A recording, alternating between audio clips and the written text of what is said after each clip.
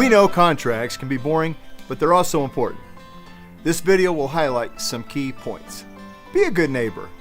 When you get your project start date, give your neighbor a heads up that there will be some noise and equipment parked on the street for a few days, and talk to them about property boundaries. It's much easier to talk about your property line before we start digging. If your HOA requires any approvals or permits, you need to take care of them. Valleywide will contact Colorado 811 to mark public utility lines like phone, electricity, and gas. Although it rarely happens, if your fence layout interferes with these lines, we may need to change the fence design.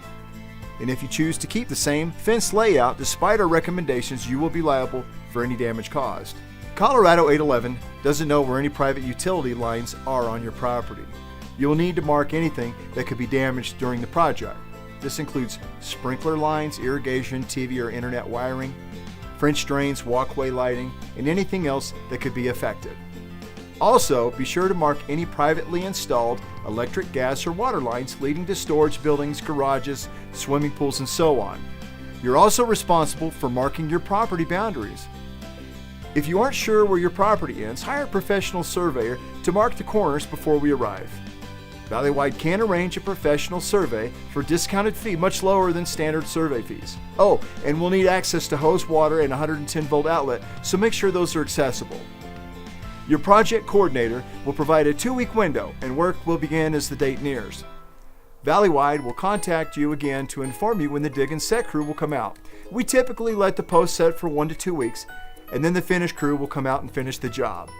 Here are a few things to keep in mind. During the project, it's a lot easier for the crew to do their job when there aren't any pets or children or nosy neighbors to watch out for, so please keep them away from the work area. Your grass might be flattened a bit while the crew is working, and we may move a few sprinkler heads in your post holes.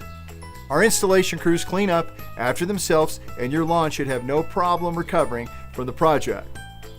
You should plan on adjusting sprinkler heads when we're done. You know your sprinkler coverage better than we do. Hauling dirt away is not included.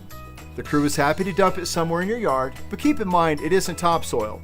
Expect rocks, concrete, sod with the dirt too.